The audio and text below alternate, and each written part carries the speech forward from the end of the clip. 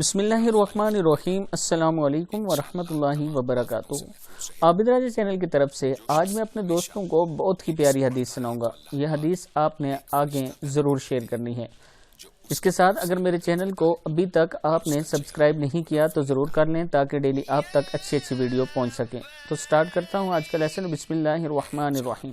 عبداللہ بن عمر رضی اللہ تعالیٰ عنہ فرماتے ہیں کہ رسول اللہ صلی اللہ علیہ وسلم نے فرمایا، عورتوں کی جماعت تم صدقہ و خیرات کرو، کثرت سے استغفار کیا کرو، کیونکہ میں نے جہنم میں تم عورتوں کو زیادہ دیکھا ہے۔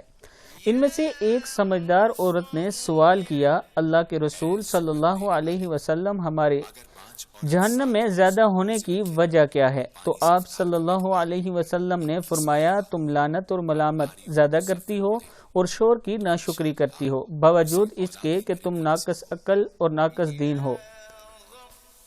تم سے زیادہ مرد کی عقل کو مغلوب اور پسپا کر دینے والا کسی کو نہیں دیکھا۔ ابن ماجہ کی حدیث ہے۔